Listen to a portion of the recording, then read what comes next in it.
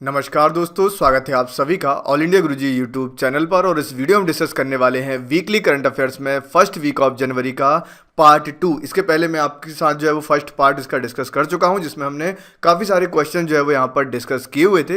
मैं आपके लिए बहुत मेहनत से पूरा कंटेंट यहाँ पर तैयार कर रहा हूँ। आप पूरे वीडियो को शुरू से लेकर आखिर तक बहुत ध्यान से देखिए, सुनिए, समझिए, याद रखिए। वीडियो को लाइक कीजिए, कमेंट करके बताइए आपको कौन सा पार्ट अच्छा लगा, आप और क्या क्या इसमें पढ़ना चाहते हैं, क्या इंप्रूवमेंट चाहते हैं, आप सब कुछ मुझे कमेंट में बता सकते हैं। साथ में इस वीडियो को अपने दोस्तों के साथ जो है वो शेयर जरूर करें। तो सारे करंट अफेयर बहुत डिटेल में, बहुत अच्छे तरीके से मैं आपको यहाँ पर बताने वाला हूँ, तो आप पूरा वीडियो देखिए। तो चलिए शुरुआत करते हैं। यूपीएससी सीएससी एस्पिरेंट्स के लिए अनअकैडमी लेकर आया है free test series T20 daily current affair test series. यहाँ पर यदि हम बात करें इस टेस्ट सीरीज के बारे में, तो इसके थ्रू आप जो है वो प्रैक्टिस कर सकते हैं, डेली प्रैक्टिस कर सकते हैं करंट अफेयर्स को। इसके अलावा इस टेस्ट सीरीज को तैयार किया गया है अनअकैडमी के टॉप एजुकेटर्स के द्वारा। और यदि आप इस टेस्ट सीरीज को अटेंड करते हैं तो आपको यहाँ पर डिटेल एनालिसिस प्रोवाइड कराई जाएगी अनअकैडमी के top educators Atish Mathur sir और आनंद अग्रवाल सर के द्वारा। साथ में लाइव टेस्ट यदि आप यहाँ पर देंगे तो आपकी रैंकिंग यहाँ पर ऑल इंडिया लेवल पर भी डिसाइड की जाएगी और आपको दिखाई जाएगी। साथ में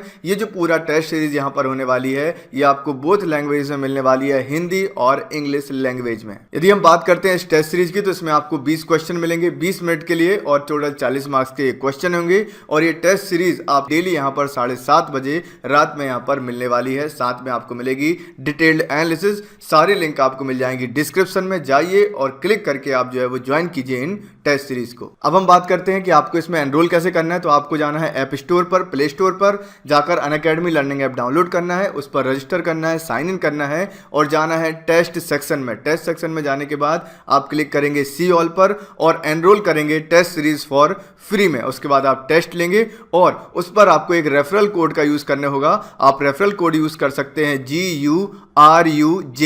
इस रेफरल कोड को आप लिख देंगे तो सारी चीजें आपको यहाँ पर फ्री में प्रोवाइड करा दी जाएंगी। इन टेस्ट को देखने के लिए अभी प्ले स्टोर से अनअकैडमी लर्निंग ऐप डाउनलोड करें या साइन अप करें unacademy.com पर। अपना गोल यूपीएससी सीएससी सिलेक्ट करें और साथ ही यूज करें हमारा कोड गुरुजी GURUJI और अनलॉक करें फ्री प्लस एक्सपीरियंस को to begin your journey with Unacademy. Let's crack it. First यहाँ पर देखते हैं, निम्नलिखित कथनों पर विचार कीजिए। मिरिस्टिका स्वेप्टी फ्रॉग का वैज्ञानिक नाम मर्कुराना मिरिसिसा पालुस्ट्रिस है। ये प्रजनन के मौसम के दौरान केवल कुछ हफ्तों के लिए सक्रिय रहते हैं। नीचे दिए गए कूट का प्रयोग कर सही उत्तर आपको चुनना है। केवल एक सही है, केवल दो सही है, एक और दो दोनों सही है, ना तो एक सही है और ना ही दो यहाँ पर सही है। तो राइट आंसर क्या होगा? राइट आंसर होगा ऑप्शन सी, एक और दो दोनों यहाँ पर बिल्कुल सही है। मिरिस्टिका स्वेप्टी फ्रॉग का वैज्ञानिक नाम मर्कुराना मिरिसिसा पालुस्ट्रिस है। ये प्रजनन के मौसम के दौरान केवल कुछ हफ्तों के लिए सक्रिय रहते हैं। हाल ही में इस मेंढक की प्रजाति को केरल के त्रिशूर में पहली बार देखा गया। जो पश्चिमी घाट की स्थानिक प्रजाति है, उसको आप ध्यान रखना। यदि आप और भी कहीं से करंट अफेयर पढ़ रहे होंगे या आपने यूपीएससी एग्जाम की करंट अफेयर्स को देखा हुआ, तो आपको समझ में आता होगा कि मैं आपको किस लेवल का करंट अफेयर यहाँ पर करा रहा हूँ। ऐसे क्वेश्चन आपको बहुत कम ही कहीं देखने को मिलेंगे। बहुत मेहनत से मैं आपके लिए चीज़ें तैयार कर रहा हूँ, तो आप वीडियो को लाइक और शेयर जरूर किया करो और कमेंट करके मेरा उत्साहवर्धन किया करो। तो मैं आपके लिए और भी बहुत अच्छे यहाँ पर जो है वीडियोस लेकर फ्री में यहाँ पर आ जाऊँगा। नेक्स्ट यहाँ पर है, निम्नलिखित कथनों पर विचार कीजिए। संघाई हिरण मणिपुर का राजकीय पशु है। उसका आयुष्यन स्टेटस एंडेंजर्ड है। नीचे दिए गए कोड का प्रयोग कर सही उत्तर आपको चुनना है। केवल एक सही है, केवल दो सही है, एक और दो दोनों सही है, ना तो एक सही है और ना ही दो यहाँ पर सही है। तो राइट आंसर क्या होगा? ऑप्शन सी, एक और दो दोनों यहाँ पर बिल्कुल सही है। संघाई हिरण जो है वो मणिपुर का राजकीय पशु है। फैक्ट वाइज भी आपके एग्जाम में आ सकता है। और इसका जो आयुष्यन स्टेटस है वो है एंडेंजर्ड। क्या है? एंडेंजर्ड, ये याद रखेंगे। संघाई हिरण को डांसिंग डियर के नाम से भी जो है वो जाना जाता है। डांसिंग डियर आपसे ये भी पूछा जाता है, बताइए डांसिंग डियर कहाँ पाया जाता है, तो भी आपको मणिपुर जो है वो बताना पड़ेगा। और डांसिंग डियर कहा जाता है किसको? संघाई हिरण को कहा जाता है। इसको भी आप ध्यान रखिएगा। निम्नलिखित कथनों पर विचार कीजिए। सुपर इवेंट केवल लीगो की ही पहल है। इसका संबंध वनस्पतियों के संरक्षण करने से है। नीचे दिए गए कोड का प्रयोग कर सही उत्तर आपको चुनना है। केवल एक सही है, केवल दो सही है, एक और दो दोनों सही है, ना तो एक सही है और ना ही दो यहाँ पर सही है। तो राइट आंसर क्या होगा? राइट आंसर होगा ऑप्शन डी, ना तो एक सही है और ना ही दो यहाँ पर सही है। तो सही क्या है फिर? सुपर इवेंट की बात करते हैं तो लीगो और वर्गो दोनों की ये पहल है। इसके तहत न्यूट्रॉन तारे के संभावित टक्कर से भी गुरुत्वीय तरंग उत्पन्न हो सकती है। इसको आप ध्यान में रखिएगा। इसको सुपर इवेंट जो है वो कहा जाता है। निम्नलिखित कथनों पर विचार कीजिए। स्पेसक्राफ्ट वेरिसीट मंगल की ग्रह की सतह पर लैंडिंग के दौरान क्रैश हो गया था। इस अंतरिक्ष यान का संबंध अमेरिका से है। इसको आप क्रैश कर लीजिएगा। नीचे दिए गए कूट का प्रयोग कर सही उत्तर आपको चुनना है। केवल एक सही है, केवल दो सही है, एक और दो दोनों सही है, ना तो एक सही है और ना ही दो यहाँ पर सही है। तो इसका राइट आंसर क्या होगा? ऑप्शन डी, ना तो एक सही है और ना ही दो यहाँ पर सही है। यह इजराइल का एक अंतरिक्ष यान था जो चंद्रमा की सतह पर लैंडिंग के दौरान क्रैश हो गया था। ठीक है, स्पेस क्राफ्ट वेरिसीट की बात करते हैं तो ये जो है वो मंगल की सतह पर नहीं और ना ही अमेरिका का था, बल्कि इजराइल का अंतरिक्ष यान था। और ये मंगल की नहीं बल्कि चंद्रमा की सतह पर जो है वो क्रैश हुआ था। ये भी आपको ध्यान रखना है। निम्नलिखित कथनों पर विचार कीजिए। डीबी सेकटकर समिति ने सीडीएस बनाने की सिफारिश की थी। सीडीएस नाभिकीय मुद्दों पर पीएम को सलाह नहीं कर सकता है। नीचे दिए गए कूट का प्रयोग कर सही उत्तर चुनना है। केवल एक सही है, केवल दो सही है, एक और दो दोनों सही है, ना तो एक सही है और ना ही दो यहाँ पर सही है। तो राइट आंसर क्या होगा? ऑप्शन ए, केवल और केवल एक यहाँ पर सही है।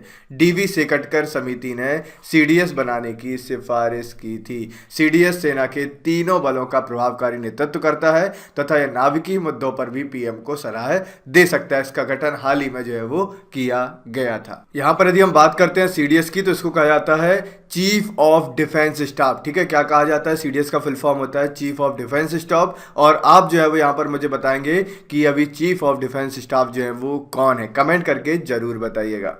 निम्नलिखित कथनों पर विचार कीजिए। देश का पहला नेशनल न्यूट्रिशन सर्वे 2018 में किया गया था। यह सर्वे केवल ministry of health and family welfare के द्वारा ही किया गया था। नीचे दिए गए कूट का प्रयोग कर सही उत्तर चुनना है। केवल एक सही है, केवल दो सही है, एक और दो दोनों सही है, ना तो एक सही है और ना ही दो यहाँ पर सही है। तो राइट आंसर क्या होगा? ऑप्शन सी, एक और दो दोनों यहाँ पर बिल्कुल सही है। देश का पहला नेशनल न्यूट्रिशन सर्वे 2018 में किया गया था और यह सर्वे केवल ministry of health and family welfare के द्वारा ही किया जाता है। देश का पहला सर्वे 2018 में किया गया था जो संयुक्त रूप से ministry of health and family welfare और यूनिसेफ के द्वारा जो है वो किया गया था। इसके तहत बच्चों और किशोरों के गंभीर स्वास्थ्य स्थिति को प्रदर्शित किया गया था। निम्नलिखित कथनों पर विचार कीजिए। स्टील स्क्रैप रिसाइकलिंग पॉलिसी को 2018 में अधिसूचित किया गया था। इसका उद्देश्य स्टील सेक्टर में सर्कुलर इकोनॉमी को बढ़ावा देना है। आपको बताना है इनमें से कौन सा सही है। केवल एक सही है, केवल दो सही है, एक और दो दोनों सही है, ना तो एक सही है और ना ही दो यहाँ पर सही है। तो राइट आंसर क्या होगा? ऑप्शन बी, केवल और केवल दो यहाँ पर सही है। स्टील स्क्रैप रिसाइकलिंग पॉलिसी की यदि हम बात करते हैं तो इसका उद्देश्य स्टील सेक्टर में सर्कुलर इकोनॉमी को बढ़ावा देना है और इसको 2019 में जो है वो अधिसूचित या नोटिफाइड किया गया था। और इसके तहत ministry of road transport, highways और ministry of heavy extended producer responsibility को बढ़ावा देने की तरफ जो है वो काम करेंगे। निम्नलिखित कथनों पर विचार कीजिए। ईआईबी 2021 से जीवाश्म ईंधन युक्त परियोजनाओं पर फंडिंग नहीं करेगी। यह यूरोपियन यूनियन की लोन देने वाली दुनिया की बहुपक्षीय और बड़ी शाखा है। नीचे दिए गए कूट का प्रयोग कर सही उत्तर चुनना है। केवल एक सही है, केवल दो सही है, एक और दो दोनों सही है, ना तो एक सही है और ना ही दो यहाँ पर सही है। तो राइट आंसर क्या होगा? ऑप्शन सी, एक और दो दोनों यहाँ पर बिल्कुल सही है। ईआईबी 2021 में जीवाश्म ईंधन युक्त परियोजनाओं पर फंडिंग नहीं करेगी और जो ईआईबी है वो यूरोपीय यूनियन की लोन देने वाली दुनिया की बहुपक्षीय और एक बड़ी शाखा है। इसने निर्णय लिया है कि 2021 से फंडिंग हेतु यह दर्शाना होगा कि 1 किलोवाट घंटा ऊर्जा के उत्पादन में 250 ग्राम से कम कार्बन डाइऑक्साइड का उत्सर्जन होता है। ये यहाँ पर बताया गया। निम्नलिखित कथनों पर विचार कीजिए। एनएचडीसी की स्थापना 2008 में की गई थी। यह ministry of health and family welfare के अंतर्गत जो है वो कार्य करती है। केवल एक सही है, केवल दो सही है, एक और दो दोनों सही है, ना तो एक सही है और ना ही दो यहाँ पर सही है। तो राइट आंसर क्या होगा? ऑप्शन ए, केवल और केवल एक यहाँ पर जो है वो सही है। एनएचडीसी की स्थापना 2008 में की गई थी और यह ministry of health and family welfare के अंतर्गत काम नहीं करती। ये फैक्ट जो है वो बिल्कुल सही है। हाल ही में इसने लेबर फोर्स में महिलाओं के प्रवेश पर अध्ययन किया है तथा यह मिनिस्ट्री ऑफ फाइनेंस के अंतर्गत जो है वो काम करती है, हेल्थ मिनिस्ट्री के अंतर्गत नहीं करती। श्वेत उल्लू WPA 1972 की किस अनुसूची के अंतर्गत आता है? अनुसूची 1, अनुसूची 2, अनुसूची 4, अनुसूची 3। इसका राइट आंसर क्या होगा? ऑप्शन सी, अनुसूची 4। श्वेत उल्लू जो है वो WPA 1972 की 4th अनुसूची में जो है वो आता है और इसे टाइटो अल्वा भी कहते हैं। क्या बोलते हैं इसको? श्वेत उल्लू को टाइटो अल्वा कहा जाता है। ये भी आप ध्यान में रखिएगा। नेत्रावली वन्यजीव अभयारण्य कौन सी नदी के बेसिन में स्थित है? गंगा, यमुना, रामगंगा या फिर काली? तो राइट आंसर क्या होगा? राइट आंसर यहाँ पर होगा ऑप्शन डी, काली नदी। नेत्रावली वन्यजीव अभयारण्य जो है वो आपको काली नदी बेसिन में देखने को मिल जाएगी। हाल ही में यहाँ पर चींटी की एक नई प्रजाति की खोज की गई है, इसलिए हम यहाँ पर जो है वो पढ़ रहे हैं। आगे बढ़ते हैं। उदयपुर घोषणा का संबंध किससे है? आपदा जोखिम को कम करना, वनस्पति संरक्षण, बाघ संरक्षण या फिर जल संरक्षण? तो राइट आंसर क्या होगा? राइट आंसर होगा ऑप्शन ए, आपदा जोखिम को कम करना। उदयपुर घोषणा जो की गई है वो आपदा जोखिम के लिए यहाँ पर जो है वो की गई है, याद रखिएगा। नेक्स्ट यहाँ पर क्वेश्चन आता है, फॉरेस्ट कार्बन पार्टनरशिप फैसिलिटी किसकी पहल है? वर्ल्ड बैंक की, यूनेस्को की, WEF की या UNEP की? राइट आंसर क्या होगा? ऑप्शन ए, वर्ल्ड बैंक की। फॉरेस्ट कार्बन पार्टनरशिप फैसिलिटी की यदि हम बात करते हैं, ये जो इनिशिएटिव लिया गया ये वर्ल्ड बैंक के द्वारा जो है वो लिया गया और इसका उद्देश्य जो है वो जो उत्सर्जन हो रहा है, यदि हम बात करेंगे जो कार्बन उत्सर्जन आपका हो रहा है उसको कम करना है। आप कमेंट में मुझे बताएंगे वर्ल्ड बैंक के हेड कौन है और वर्ल्ड बैंक की स्थापना कब हुई थी। सभी जितने भी संस्थान हैं, जितने भी इंटरनेशनल ऑर्गेनाइजेशंस हैं, सभी के बारे में मैंने आपको डिटेल्ड में पढ़ाया हुआ है, आप जाकर चैनल पर पढ़ सकते हैं। नेक्स्ट यहाँ पर आता है, हंगुल परियोजना किसके द्वारा कार्यान्वित की जा रही है? आयुषियन, वर्ल्ड बैंक और यूनेस्को, WWF और यूनेस्को या फिर UNEP के द्वारा? तो राइट आंसर क्या होगा? ऑप्शन सी, WWF और यूनेस्को के द्वारा। इसको आप ध्यान में रखिएगा। हंगुल परियोजना जो है वो world wide fund for nature और यूनेस्को के द्वारा जो है वो कार्यान्वित की जा रही है, इंप्लीमेंट की जा रही है, ध्यान रखेंगे। नेक्स्ट आता है यहाँ पर, निम्नलिखित कथनों पर विचार कीजिए। बायो बबल कोरोना के प्रसार में सहायक की भूमिका निभा रहा है। यह एक जीवाणु है जो वायरस के संक्रमण में सहायक होता है। नीचे दिए गए कूट का प्रयोग कर सही उत्तर आपको चुनना है। केवल एक सही है, केवल दो सही है, एक और दो दोनों सही है, ना तो एक सही है और ना ही दो यहाँ पर सही है। तो राइट आंसर क्या होगा?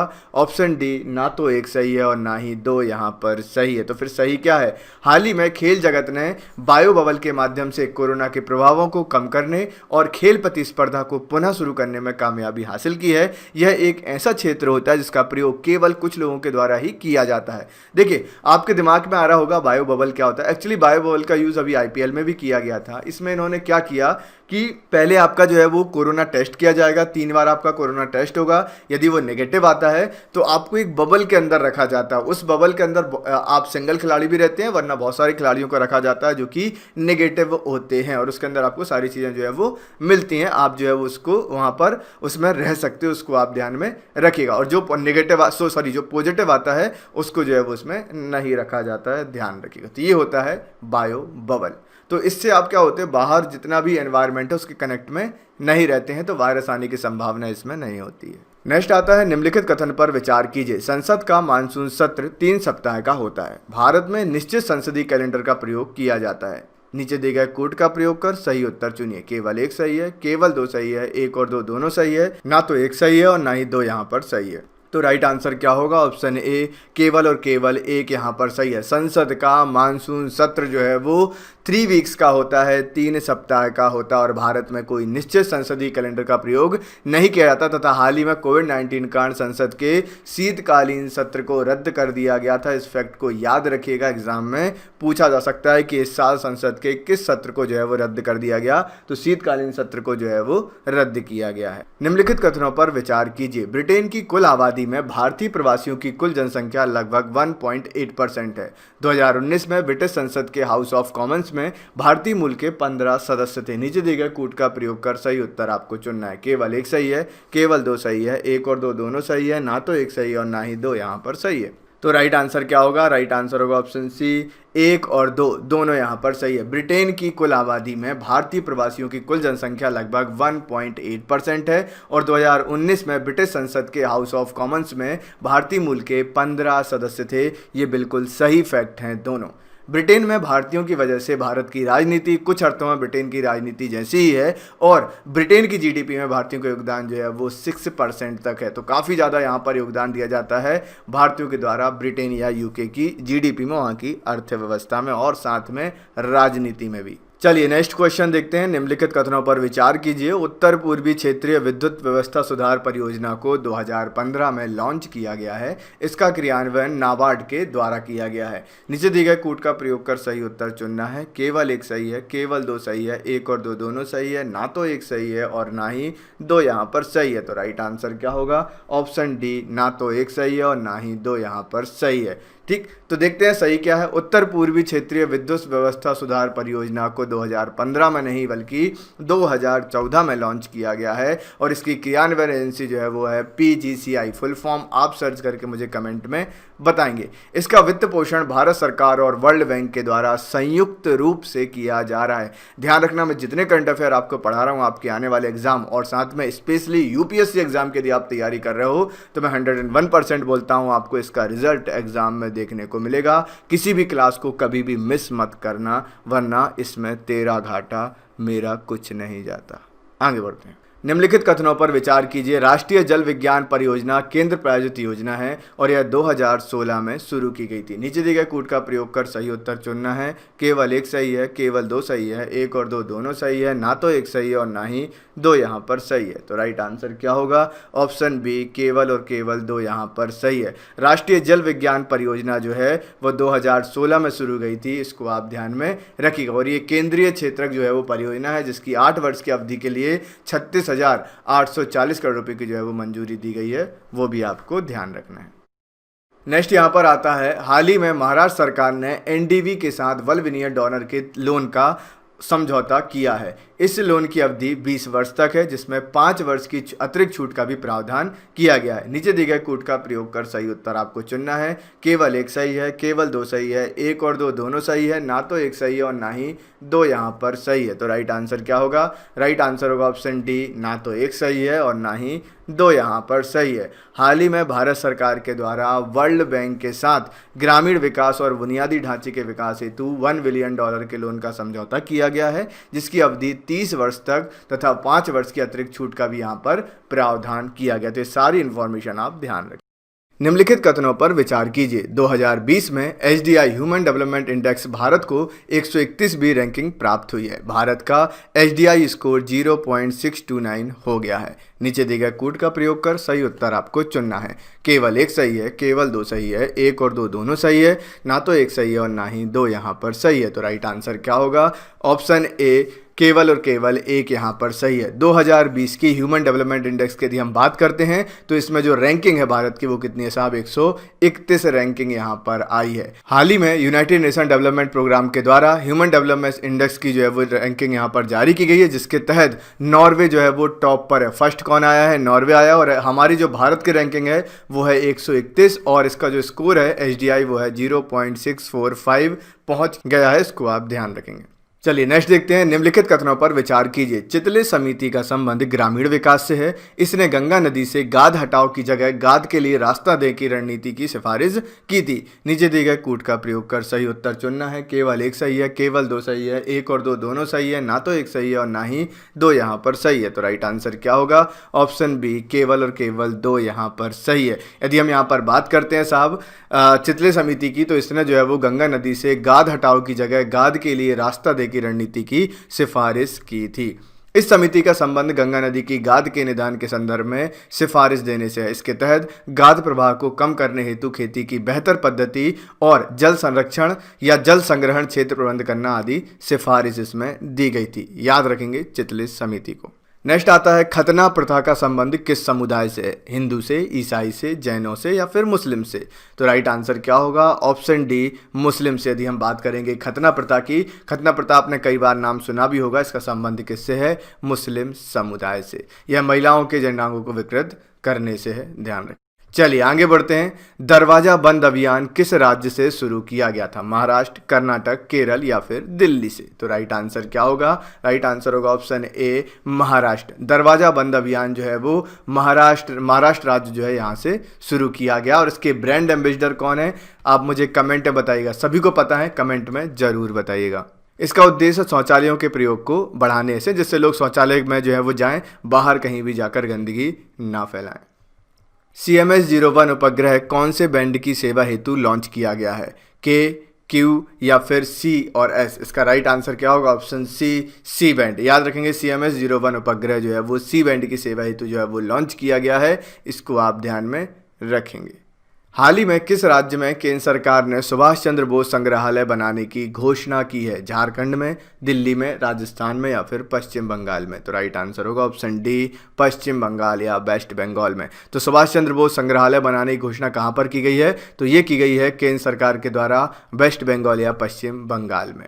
चलिए नेक्स्ट क्वेश्चन की तरफ चलते हैं। राष्ट्रीय योगासन खेल महासंघ का गठन कब किया गया था? 2019, 2020, 2001 या 2005? तो राइट आंसर होगा ऑप्शन ए, 2019 में। राष्ट्रीय योगासन खेल महासंघ का गठन किया गया सन 2019 में, याद रखेंगे। हाल ही में योगासन को प्रतिस्पर्धी खेल की मान्यता दी गई। अब ये कॉम्पिटिटिव स्पोर्ट बन गया है साहब योगासन, तो इसको आप ध्यान रखना, क्योंकि हम योगा को वैसे ही हम दुनिया भर में फैला रहे हैं और भारत इसमें बहुत अच्छी भूमिका निभा रहा है और दुनिया भर के देश भी जो है वो इसमें आगे आ रहे हैं योगा को लेकर। निम्नलिखित कथनों पर विचार कीजिए। फिएट करेंसी किस देश की सरकार या केंद्रीय बैंक द्वारा जारी मुद्रा है? सातोशी बिटकॉइन की सबसे छोटी इकाई है।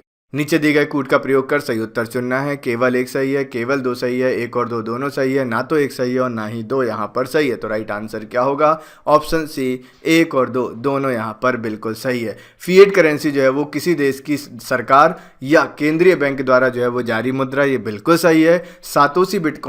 सातोशी जो है वो बिटकॉइन की सबसे छोटी यूनिट है, सबसे छोटी इकाई है। फिएट मुद्रा केंद्रीय बैंकों को अर्थव्यवस्था पर अधिक नियंत्रण प्रदान करती है, क्योंकि इसके माध्यम से केंद्रीय बैंक अर्थव्यवस्था में मुद्रा के प्रवाह को नियंत्रित कर सकते हैं। निम्नलिखित कथनों पर विचार कीजिए। हाल ही में थल सेना को BOSS रक्षा प्रणाली सौंपी गई है। इसको IRDE देहरादून द्वारा विकसित किया गया है। नीचे दिए गए कूट का प्रयोग कर सही उत्तर चुनना है। केवल एक सही है, केवल दो सही है, एक और दो दोनों सही है, ना तो एक सही है और ना ही दो यहाँ पर सही है। तो राइट आंसर होगा ऑप्शन सी, एक और दो दोनों यहाँ पर बिल्कुल सही है। हाल ही में थल सेना को BOSS रक्षा प्रणाली जो है वो सौंपी गई है और इसको IRDE देहरादून द्वारा विकसित किया गया है। कमेंट में बताएंगे IRDE का फुल फॉर्म क्या है। मैंने आपको 4-5 बार जो है वो पिछले महीने से ये बता दिया है। BOSS सभी मौसमों में काम करने वाला एक इलेक्ट्रॉनिक सर्विलांस सिस्टम है, जिसको दिन रात निगरानी हेतु लद्दाख में तैनात किया जाएगा। तो BOSS कहाँ तैनात होगा? लद्दाख में होगा, जिससे कि वहाँ के मौसम पर जो है वो निगरानी रखी जा सके। निम्नलिखित कथनों पर विचार कीजिए। IMSAS स्वदेशी उच्च प्रदर्शन वाला इंटेलिजेंस सॉफ्टवेयर सिस्टम है। इसको CAIR और इंडियन नेवी के द्वारा विकसित किया गया है। नीचे दिए गए कूट का प्रयोग कर सही उत्तर चुनना है। केवल एक सही है, केवल दो सही है, एक और दो दोनों सही है, ना तो एक सही है और ना ही दो यहाँ पर सही है। तो राइट आंसर क्या होगा? ऑप्शन सी, एक और दो दोनों बिल्कुल सही है। IMSAS स्वदेशी उच्च प्रदर्शन वाला इंटेलिजेंस सिस्टम सॉफ्टवेयर है, इसको आप ध्यान रखिएगा। इसको CAIR और इंडियन नेवी के द्वारा विकसित किया गया है और ये हाल ही में भारतीय नौसेना को यह रक्षा प्रणाली जो है वो सौंपी गई है। यह नौसेना कमान व नियंत्रण को सक्षम करेगा, हमारी नेवी की ताकत को बढ़ाएगा, डिफेंस सिस्टम को बढ़ाएगा। तो ये थे आज के सारे क्वेश्चन। आई होप आप सभी के लिए सेशन काफ़ी ज़्यादा हेल्पफुल रह रहे होंगे। आपको सेशन कैसे लगते हैं मुझे कमेंट में जो है वो जरूर बताइएगा। यदि वीडियो पसंद आता है तो वीडियो को लाइक एंड शेयर करें। नीचे सारी लिंक दी गई हैं, जाकर उनसे आप क्लिक करके जो है वो सब्सक्रिप्शन ले सकते हैं। वहाँ पर जुड़कर आप वीडियो की PDF डाउनलोड कर सकते हैं, नोटिफिकेशन प्राप्त कर सकते हैं। यदि आपको ऐसी वीडियो और भी देखना है तो आप चैनल को सब्सक्राइब कर लीजिए। तो मिलते हैं नेक्स्ट सेशन में। Thank you very much, take care, जय हिंद।